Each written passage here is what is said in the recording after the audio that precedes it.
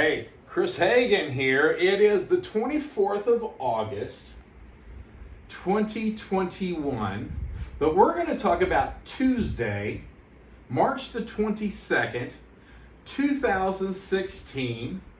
And as I recall, you were in Belgium at a meeting, and you had gotten through with the meeting. You were out the night before, that night, the 21st, with some of the guys that you worked with. Mm-hmm. You went to bed around midnight, 1 o'clock. You got up bright and early around 4 o'clock, and you made your way to the Belgium airport.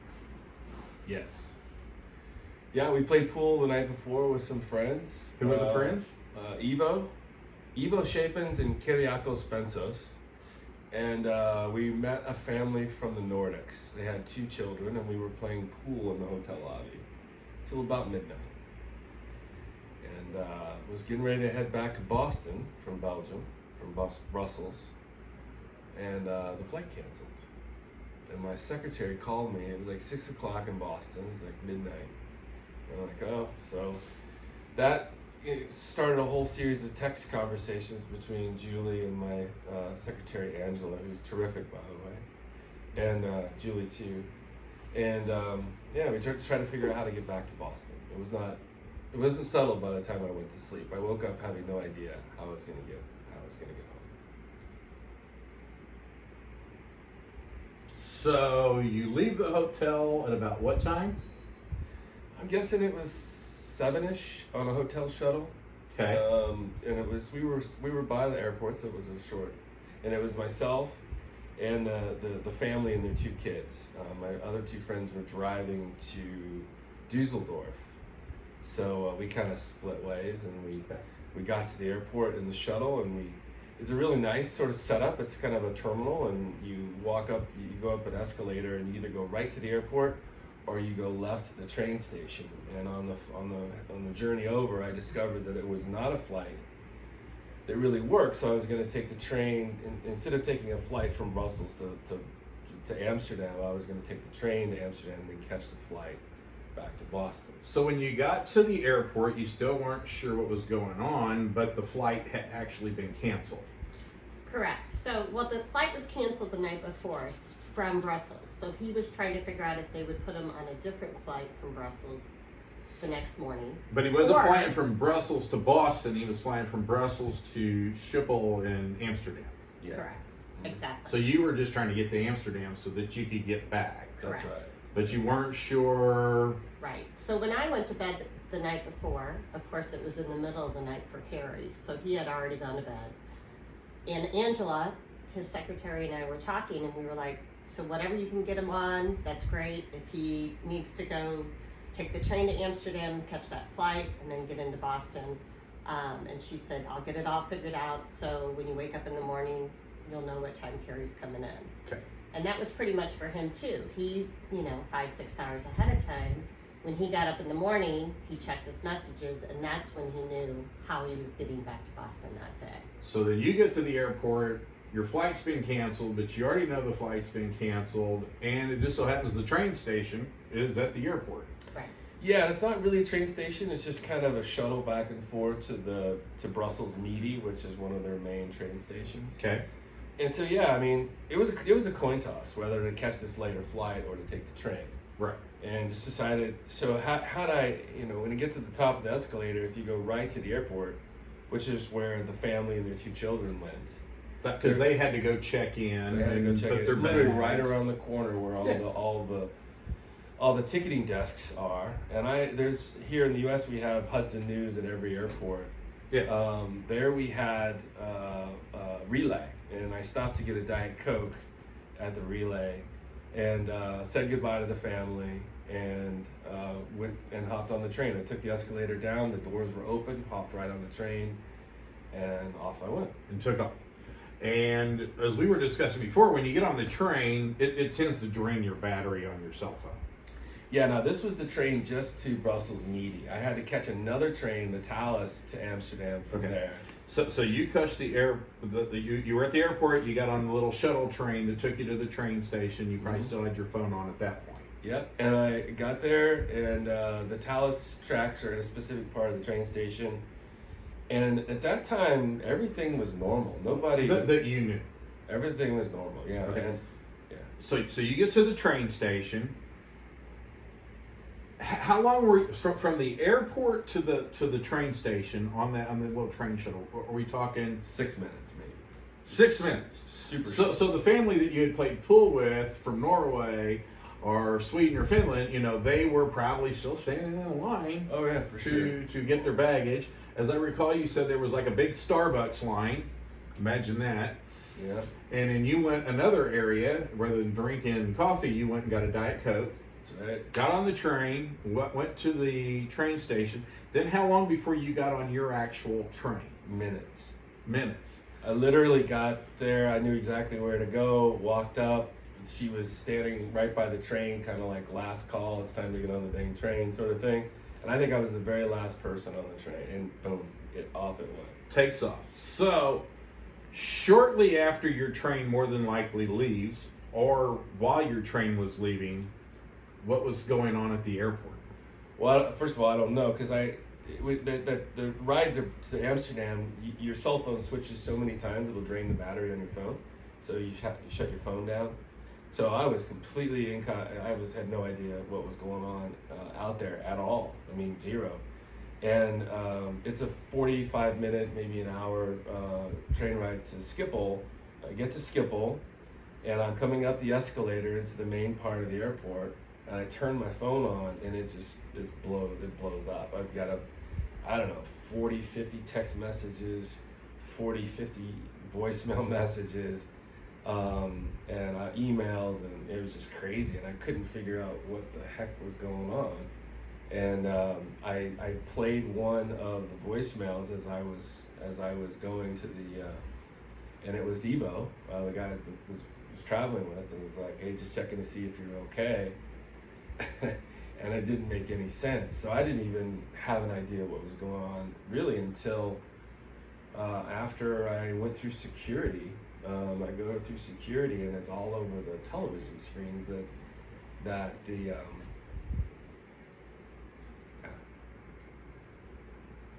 So if you're ever at the airport early in the morning, there's just lots of people. There's lots of people standing in line. Evidently, the terrorist had used a very large cart to have luggage that was full of explosives and literally blew up. And part of the video is we are curious. What was the hotel you stayed at, if you remember? We're curious about the family, the Nordic family that more than likely was from Norway. Yeah, I think about that a lot. I have no idea. Yeah. It's unlikely that they cleared security before the bomb went off. And we all saw the devastation, although it's been several years since then. Yeah. But then you're on a train. The terrorists were not through. You go through security. Yeah, I go through, and I end up going through. I went through Meaty, the station, and the other station just down, 2 stops away. A bomb went off there as well. When I was on the Talus heading, so I didn't even know about that actually until after I was back home. The only thing I saw before I got on the plane was that the Brussels airport had been bombed. There were a lot of people that were hysterical. Some people chose not to get on the plane. In Amsterdam going to Boston. In Amsterdam going to Boston, some people they were out. And there was no time. I mean, it's not like I had an hour to wait. I mean, it was literally like the flight was boarding. And so I didn't know what was going on. So I had very little context. And it really wasn't, I don't think, until I was on the flight. I logged on to Wi-Fi and I started getting all the messages. Right. Meanwhile, Julie's in Boston. You turn on the TV. What do you see? So I wake up the next morning and it's all over the news about a bombing at Brussels Airport and on a train. And I went to bed the night before not knowing what Cary's itinerary was. So I did not know if he was flying out of Brussels, if he could have been at that ticket counter, I did not know if he was going to Amsterdam to fly out so he could have been on the train. I had no idea. So I start sending him messages, emails, text messages, but hoping that he's in flight right now to Boston from Amsterdam.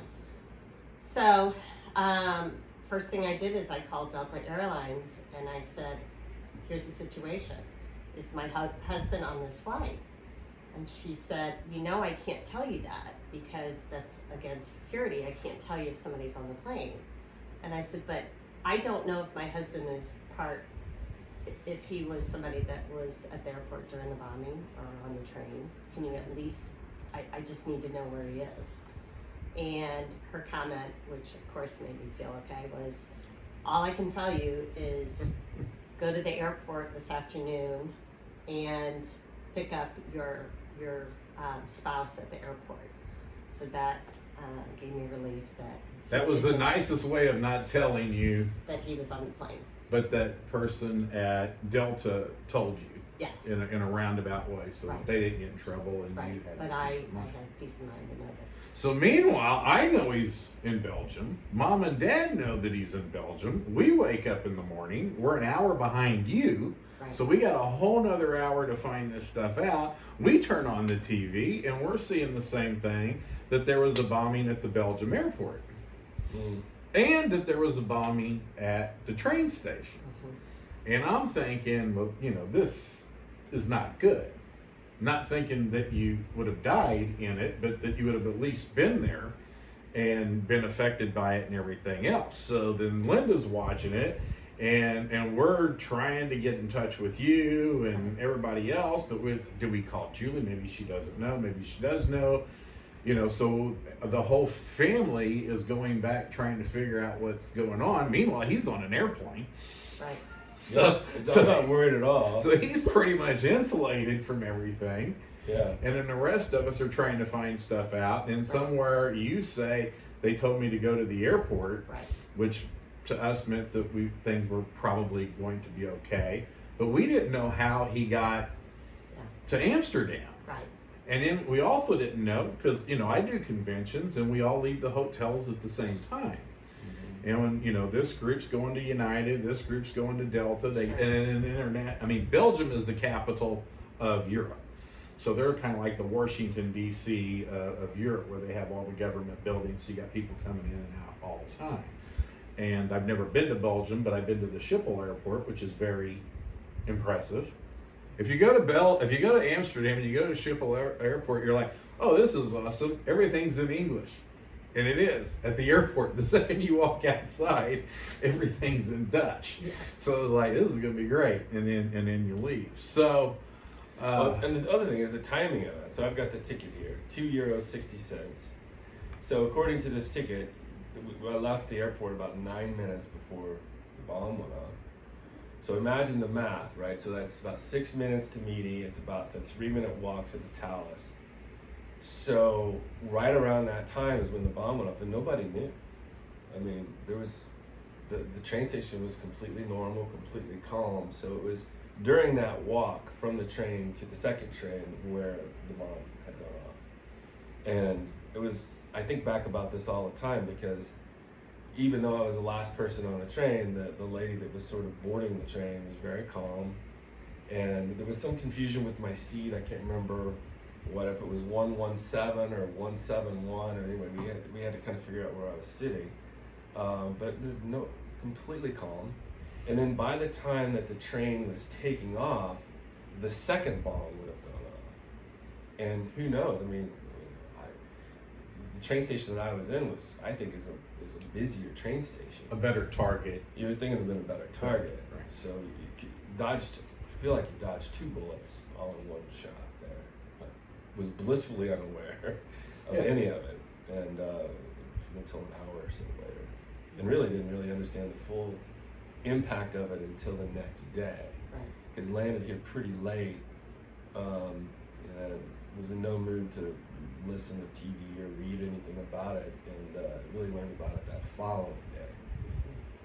Because Julie insisted to pick me up at the airport, and I just didn't see the point in it, because it was during heavy traffic, and I just thought that was a silly thing to do.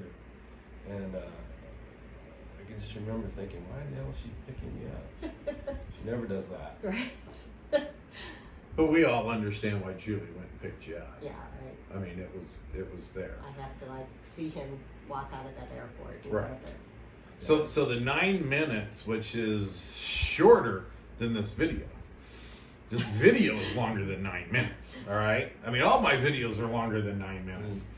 So if you had decided to stand in line and get a coffee anyway, Or if I had decided to take the flight instead of the train, I would have had to go to the main desk to get a boarding pass. Either one of those would have been a bad decision. either one of those you would have been. Yeah. Right. And I think about the people at the relay. The relay is, again, it's like the Hudson News where they sell sodas and chips and stuff. They had 3 walls, meaning that there's a wall on each side and a wall on the back, and so they were shielded from the impact. But the bombs went off within 20 yards of that space. So, even if I had been in that relay, I think we would have been fine, but it would have been one hell of a big noise. And even if I were standing on the tracks down at that escalator by the train, it would have been one hell of an impact as well, but would have been safe from the blast itself. So it's not a big area. It's actually a pretty tight little corner of the airport. So everybody there would have had a rough go of it for sure. I'm sure the lady I bought the Diet Coke from was significantly impacted, although I doubt that she was injured. March the 22nd, Tuesday, 2016.